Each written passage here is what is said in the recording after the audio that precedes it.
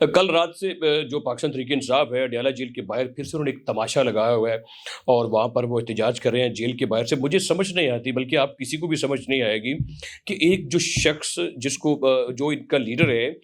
جس کو بانی پیٹے عمران خان کہتے ہیں، وہ اپنے گناہوں کی، اپنے جو اس کے اوپر جرائم ہیں، جو جرم ہے، ان کی پاداش میں وہ اپنی سزا بھگت رہا ہے. آئین اور قانون کے مطابق اس کے اوپر جو ہے وہ جرم لگے، کچھ ثابت ہو گئے، کچھ کا ٹرائل ابھی چل رہا ہے، اور جن کا ٹرائل ہو گیا ہے ان کی وہ اڈیالہ جیل میں سزا بھگت رہے ہیں 190 ملین پاؤنڈ کیس میں. اس کے علاوہ ان کے اوپر فارن فنڈنگ کا کیس ہے، اور فارن فنڈنگ کا کیس پاکستان کی کسی سیاسی جماعت نے ان کے اوپر نہیں کیا، بلکہ ان کا جو بانی ممبر ہے اکبر ایس بابر، اس نے ان کے خلاف، پوری جماعت کے خلاف وہ کیس دائر کیا، اور اس کے موقف بڑا سخت ہے. اس نے کہا کہ بتایا جائے کہ پاکستان تحریک انصاف جو ہے ان ممالک سے فنڈنگ لیتی ہے جن کے ساتھ پاکستان تعلق رکھنا بھی ضروری نہیں سمجھتا، اس میں اسرائیل بھی شامل ہے. یعنی کہ ایسے ملک ہیں جہاں سے پیسے پاکستان تحریک انصاف کو ملتے رہے،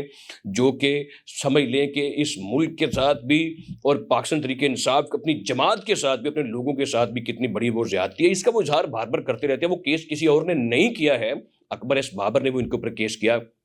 عدت کا کیس ہے ان کے اوپر وہ چل رہا.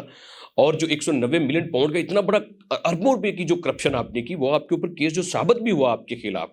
اور پھر توشہ خانہ سے کس نے کہا کہ جو آپ کے اتنے جو قریبی ملک ہیں جیسے سعودی عربیہ ہے اور جو خلیجی ممالک ہیں جو اتنا احترام اور پیار کرتے ہیں پاکستان کے ساتھ، اور آپ جب پاکستان کے نمائندے ہونے کے ناطے کسی دوسرے ملک میں جا کر نمائندگی کرتے ہیں تو وہ جو آپ کو تحائف ملتے ہیں وہ ریاست پاکستان کی ملکیت ہوتی ہے، وہ اعزاز ہے اس ملک کا. آپ نے وہ پیسے،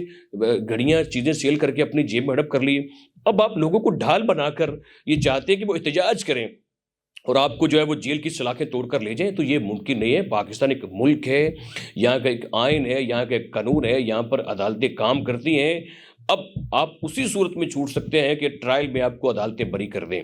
کیونکہ ماضی میں نواز شریف کے جو خلاف کیسز تھے، جو آصف زرداری کے خلاف کیسز تھے، جو آپ لوگوں نے بنائے بھی تھے، وہ اس کا آپ نے بار بار تذکرہ کرتے رہے کہ یہ ممکن نہیں ہے کہ یہ لوگ عدالتوں سے چھوٹ جائیں. کیونکہ کبھی کسی وقتوں میں ایسے ہوتا تھا کہ جو طاقتور لوگ تھے، جو اشرافیہ تھی، لیڈ کلاس تھی، وہ یعنی کہ عدالتوں پہ یا قانون پر حاوی تھے. قانون سب کے لیے برابر ہے، ایسا نہیں ہو سکتا کہ کسی کو بھی جو ہے وہ چھوٹ مل جائے، وہ جیل سے باہر آ جائے. سب کو اپنے کیسز کو فالو کرنا ہوگا اور کیس کو فیس کرنا ہوگا. یہ بانی پیٹی عمران خان کہتے رہے اپنے دور اقتدار میں.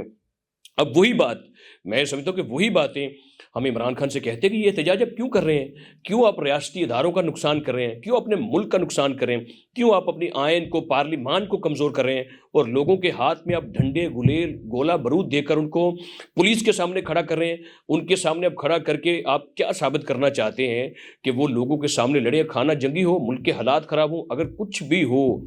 پھر بھی آپ جیل سے ایسے باہر نہیں نکل سکتے ہیں. جیل آپ اس وقت تک آپ کو اپنے پاس رکھے گی جب تک معزز عدالتیں آپ کو بریت نہیں کر دیتی ہیں.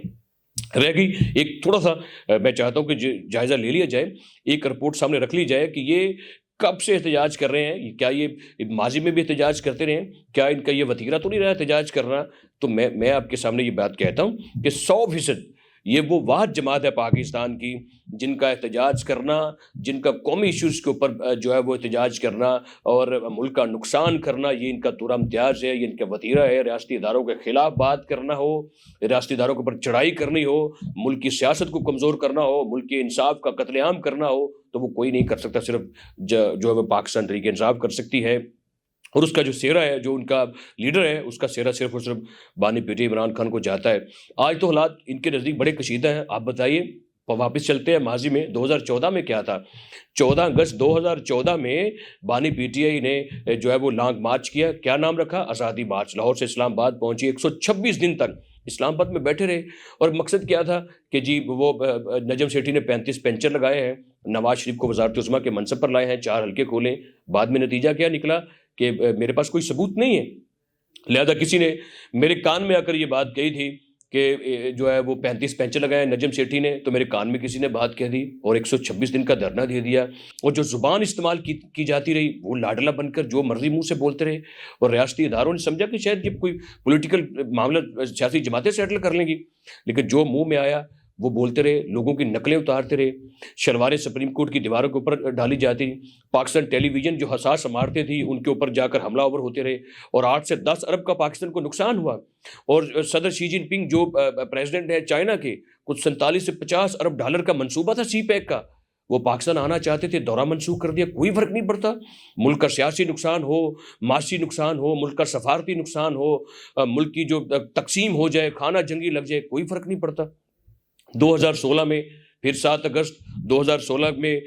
جو ہے وہ نکل آئے باہر احتساب مارچ کے نام پر، کیا جی پینما پیپر میں جی نواز شریف کا وزیر اعظم کا نام آیا ان کے خاندان کا، لہذا نواز شریف صاحب آپ استعفیٰ دے دیں، حکومت چھوڑ دیں، اور پھر احتجاج اور مارچ کرنا شروع کر دیا۔ اور اس کا کیا نتیجہ نکلا پینما لیکس کا، کہ کیا فیصلہ آیا عدالتوں کی طرف سے اور انصاف کا قتل عام ہوا۔ فیصلہ کیا ہے، جو نواز شریف جو وزیر اعظم ہیں ملک کے، انہوں نے اپنے بیٹے سے تنخواہ نہیں لی، وہ تنخواہ لے سکتے تھے، بینیفیشری ہو سکتے تھے، جو کہ نہیں ہوئے، خیالوں میں ہو سکتے تھے، اور ایک ملک کے وزیر اعظم کو نااہل کر دیا، اور ملک کو ایک سیاسی بحران میں دھکیل دیا۔ اور 2018 میں 18 19 20 یہ ان سالوں میں ملک کے جو حالات ہوئے وہ آپ کے سامنے ہیں، کہ کسی دنیا کے کسی ملک کے ساتھ پاکستان کا اچھا تعلق نہیں رہا۔ 2022 میں آپ کے سامنے ہے کہ جب 10 اپریل 2022 میں ووٹ آف نو کانفیڈنس کے ذریعے تھے پاکستان کی جمہوری اور سیاسی تاریخ میں پہلے وزیر اعظم کو گھر بھیجا گیا، تو نکلتے ہی باہر احتجاج شروع کر دیا، کبھی امریکہ کے خلاف وہ لہرا دیا ایک کاغذ کا ٹکڑا کہ یہ دھمکیاں دی گئی ہیں، اور وزیر اعظم کو نکال دیا، مارچ کرنا شروع کر دیے، اسلام آباد تک چلے گئے، مارچ ختم کیا، پھر اس کے بعد مارچ شروع کر دیا کہ مجھے کیوں نکالا، اور مقصد کیا تھا کہ میں نہیں ہوں تو پھر کوئی بھی نہیں ہے، ساری اسمبلیاں ختم کر دیں اور نئے الیکشن کروائیں ملک میں، یہ یعنی کہ یہ مطالبہ کیا، اور یہ کس طریقے سے یہ جائز اور قانونی مطالبہ ہے، آپ بتائیے مجھے۔ اور اس کے بعد 2022 میں یعنی کہ یہ انہوں نے جو احتجاج کیے اور اسمبلیاں بھی ڈیزالو کر دی، پنجاب کی بھی، خیبر کی، ملک میں سیاسی بحران کھڑا کر دیا، اور 2023 میں جو ایک ٹیمپرامنٹ بنایا تھا 2014 سے لے کر، جو جس طریقے سے ٹریننگ کی تھی، تربیت کی تھی ملک کے نوجوانوں کی، اور ایک پراپوگیٹ کر کے، سازش کر کے عالمی قوتوں کے ساتھ مل کر، اس کا یہ نتیجہ نکلا کہ 2023 9 مئی کو ریاستی اداروں کے اوپر چڑھائی کر دی، جو ملک کا دفاع ہے اس کو کمزور کرنے کے لیے افواج پاکستان کی جو تنصیبات ہیں، جو ان کے علاقے ہیں، ان کے اوپر جا کر حملہ کر دیا ہے، ٹینکوں کے اوپر حملہ کر دیا، جو شہداء کی یادگاریں تھیں ان کو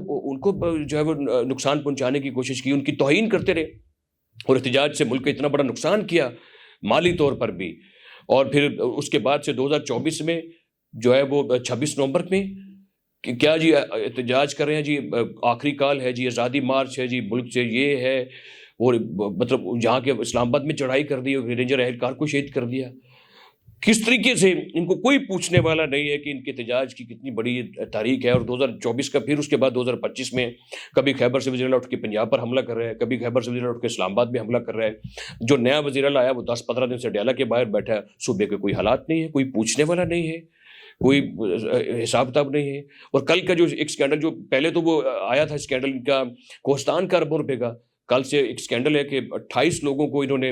بھرتی کیا وہاں کے اپنے ڈپارٹمنٹس میں، اور ملک کو کروڑوں روپے کا خزانے کو نقصان کیا ہے، ان کو کوئی شخص پوچھنے والا نہیں ہے۔ تو یعنی کہ یہ ان کا وتیرہ ہے، احتجاج کرنا، جھوٹ بولنا، بہتان ترازی کرنا، دشنام ترازی پر اتر آنا، اور ملک کے دفاع کو کمزور کرنا ان کی سازش ہے، پارلیمنٹ کو کمزور کرنا، سیاست کو، معاشیات کو، سفارتکاری کو، اور دنیا کے سامنے یہ ایک ایسا چہرہ لے کر جاتے ہیں جس سے پاکستان کو داغدار ہو۔ لیکن اب یہ ممکن نہیں ہے، پاکستان کی جو عسکری اور سیاسی قیادت ہے وہ مل کر